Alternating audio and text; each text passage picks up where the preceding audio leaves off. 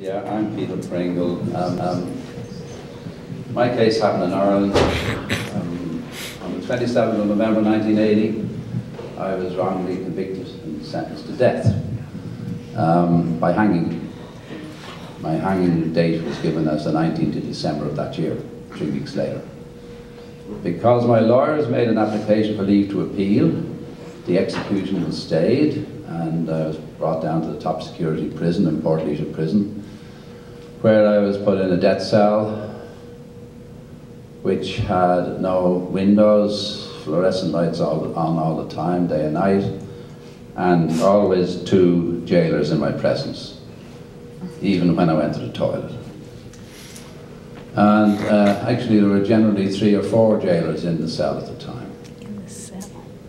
And just before Christmas of that year, while I was sitting in the cell,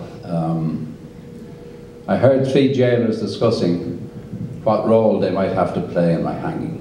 Oh, now they were as close to me as you are there in front of me. And they knew I was listening, and they spoke as if I didn't exist, as if I wasn't a human being at all.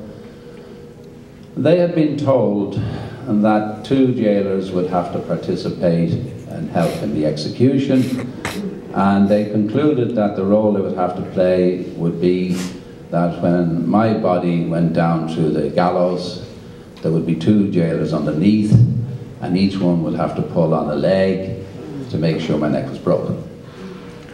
And this was discussed as if I wasn't there, as if I didn't exist, as if I wasn't a human being. And I often relate this because it illustrates basically the inhumanity of the death penalty.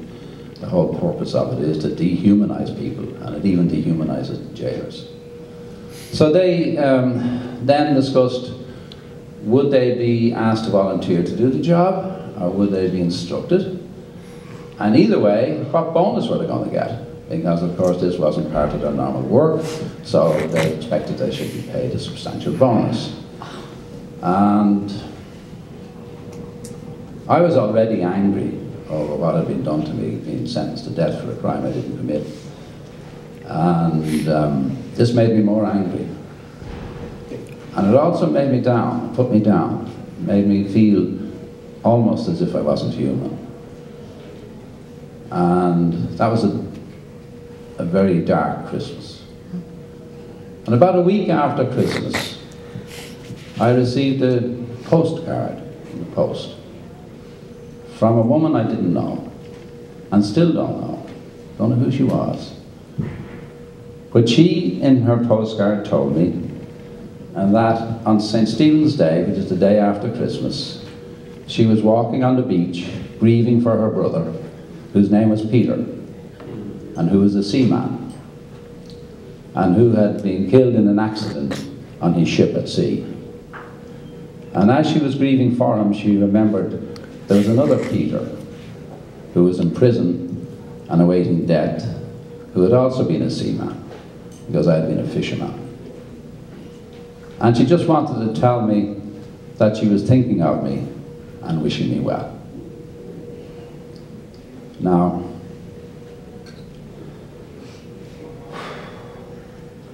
even now when I think of that card, it's very emotional. But it lifted my heart. It lifted my heart and my being and my spirit outside of that death cell. It gave me a strength that at the time I didn't know I had.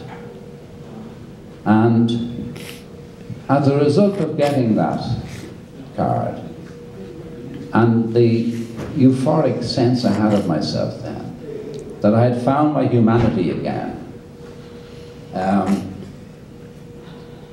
I faced the realization that the very worst thing that they could do to me was to kill me. And once I was able to face that realization in those sort of stark terms, for some reason I found a peace within myself and a strength within myself. And I knew with a certainty that while I was in prison physically, they could not imprison my mind, they could not imprison my heart, and they could not imprison my spirit. And I determined that while I was in that death cell, I would live within those realms of myself and ignore them on the physical things they were doing. And that's what got me through. That's what got me through. Because that little postcard from a lady I didn't even know existed up to then. And I still don't know who she is. And I've often shared this in Ireland in the hope that maybe someday she might come forward, but she has chosen not to do so. And that's fine, I honour that. But I'll be eternally grateful to her. Because when I needed it most, I got the lift I needed to get through the ordeal. Thank you.